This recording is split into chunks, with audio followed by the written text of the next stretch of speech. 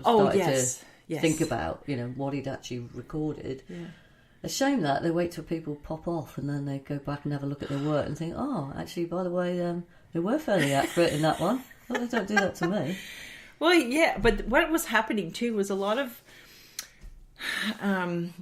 people were coming to him, seeing him as someone who could provide valuable information in ways of making money. And I think the guy, Rockefeller, who was the guy that ran Standard Oil, like this guy's like a multi-trillionaire, like the money that they made from oil development. But he was one of the ones that actually came to case. There were people that took advantage of him. And this is why in the early days when he started doing these, going into these trance states, this is why he had to have his wife or someone, a third party in the room recording information. Because if it was just Casey and that person, as soon as he was in his trance state, they would start asking questions about money, about how they could, find ways of making more money and so on and so forth. And there were recorded incidents where some of these people did take advantage of him. And that's why, because he thought, as you and I do, we have a specific purpose about what we're doing, as he did. And he didn't want these people to deviate him from what he was supposed to be doing while he was here. I remember reading about that actually, that he used his wife to record stuff and to safeguard what people were likely to say to him, because they were trying to manipulate him, weren't they? Absolutely. It's just wrong. I mean, just imagine what it would have been like with the lottery numbers. Well, that's exactly what was happening. They were trying to take advantage of him, and it's just human nature. It's just. Can you give us the Powerball numbers? That's pretty much what they were doing. Yeah. The bastards. Yeah. Oh my God, where did I get up to? So you got up to the potential locations of Atlantis. That's right, the Bimini Road, which was really interesting. That's right, and it said it was up to 10,000 years old. And I'll come back to that number in a minute, because this is where Graham Hancock comes in, because of something he discovered through using a computer program. But anyway, potential locations of Atlantis around the world are, I know you and I have talked about this, the Mediterranean, the Mid-Atlantic. There is some speculation that the Mid-Atlantic Ridge, which is actually an underwater mountain range, they quite often thought or speculated that it could have been located there. Yeah. The Caribbean.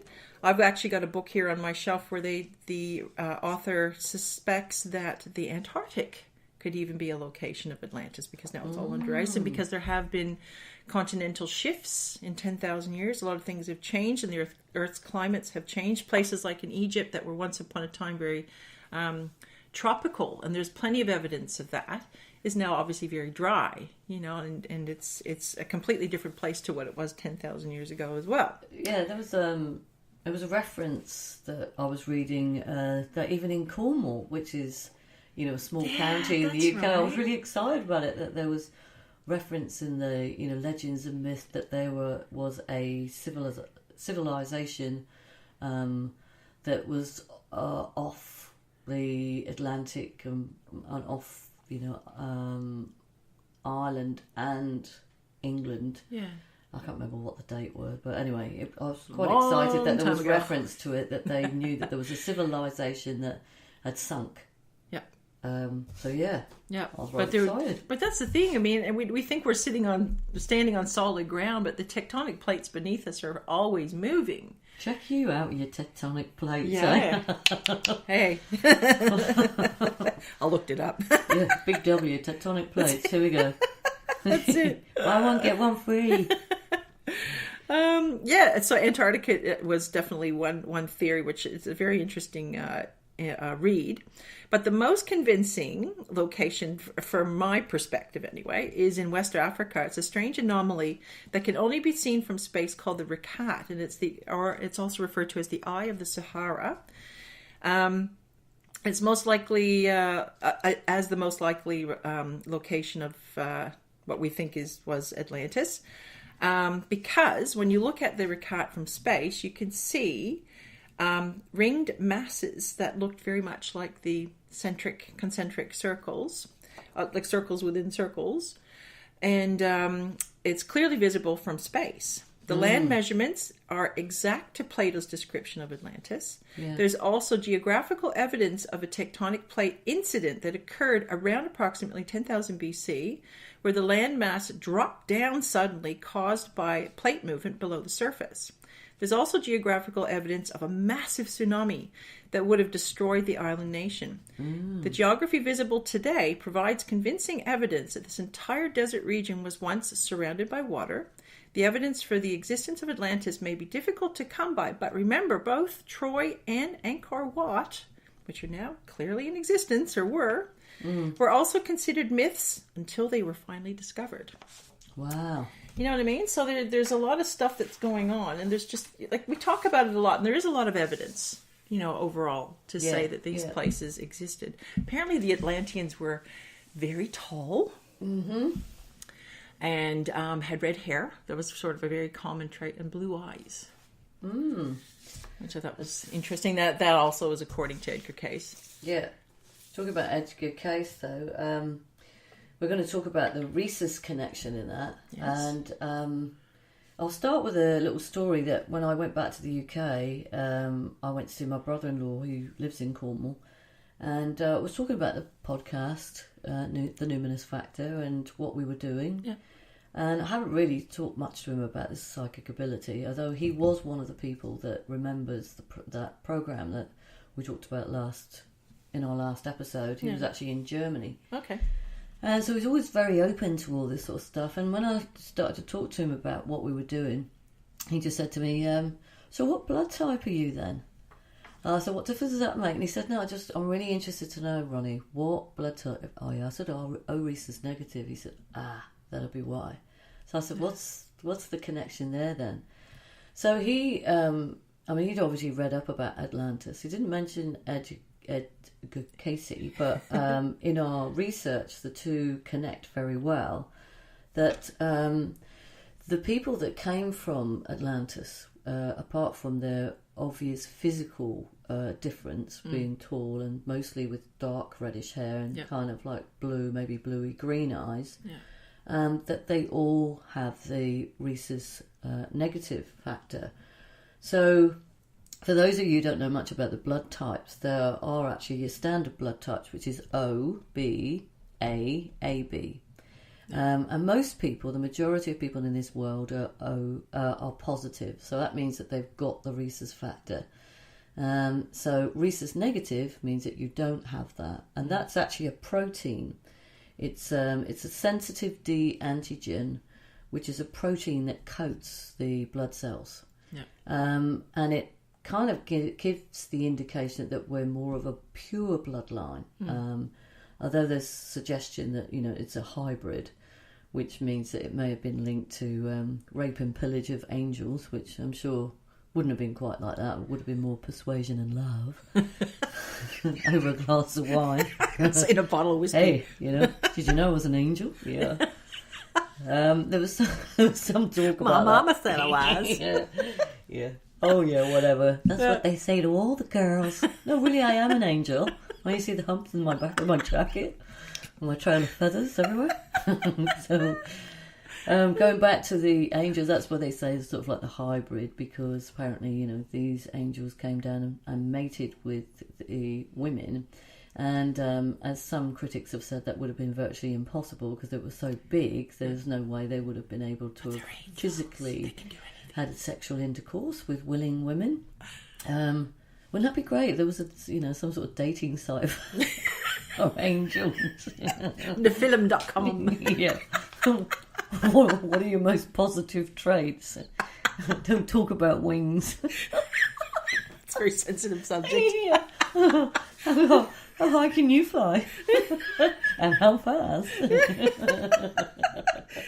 It's not about the speed, it's about the accuracy. Yeah. Do you suffer from premature? No. It's premature flight. Yeah, no. So going back to it, so oh my god. Anyway, moving swiftly on there. So what they believed is that the RHESUS is actually connected to the rhesus monkey. So if you're a positive blood type, then that's actually where you initially come from. So maybe Darwin's theory was correct. No. But if you didn't, and you're the rhesus, most people who have the not rhesus, sorry, rhesus negative, because I'm an rhesus negative, had to get that one in. Most of them have very powerful psychic abilities, and a lot of them become mediums. They just seem to have that extra sensitivity to the spirit world and a higher knowledge that is very difficult to explain.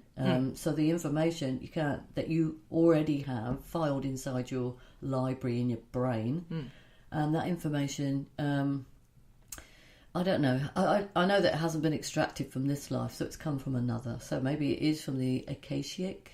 Is that how you say it? Akashic, I'm terrible with pronunciation. That's all right. And so I know that a lot of the information that I have and I've stored, it hasn't come from this life. So going back to what they really look like, we mentioned that they have reddy brown hair. They're supposed to have a higher IQ, which I agree with. Lower body temperature, which I agree with. Sometimes they have high blood pressure. Yes, that's a possibility.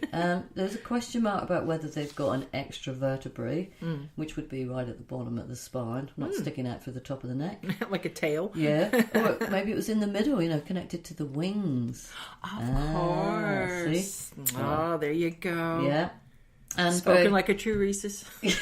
Yeah, nag. Ooh, I'm a rhesus nag. So the sensitive version, not sensitive version, they're sensitive, they have sensitive vision, so don't like a lot of sunlight, and they tend to have kind of like dry eyes as well, which doesn't But why help. would that be? Like, just using you as an example, why would their vision, unlike myself, why would your vision be more sensitive if you're a rhesus negative? I can only relate my own ability. I mean, there's bound to be lots of people now questioning what blood type am I? So it would be good, actually, if you are a rhesus negative, to look it up. There's loads of websites that will actually come up with some distinctive characteristics, and that sensitivity to light. For me, I know that because if I switch into psychic mode, I will see a lot of colour and movement and spirit. Okay. It may be separate entities to people that are loved ones that have passed over. So my eyes seem very sensitive to light. And you'll see quite often when we're out, because that's why I asked, because I have noticed that with you. Yeah. I put my sunglasses on. Yeah, before anybody else. Yeah. What's going on? That's indoors. That's indoors. Yeah, that's just to cover up. And at night. I might have had a few champagne. Yeah, maybe. Yeah. So I think it's, it's pretty amazing. And so you think about, where did they come from then? So Atlantis disappears, so where all these millions of people go? And Edgar Cayce made reference to a selection or movement of people, migration of people that ended up in the Basque region, which is sort of kind of the Pyrenees, which is part French and part Spanish. Yeah, on the border there. Yeah.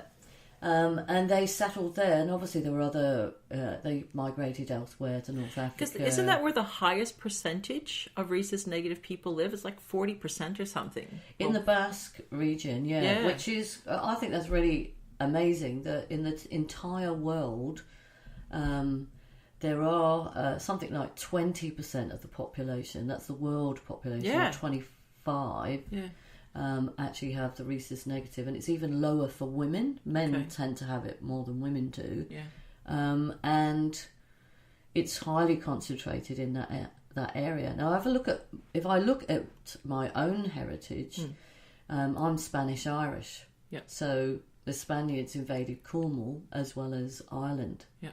And so that could be my connection to the rhesus negative. But 40%, yeah, you're right, is saturated in the Basque region.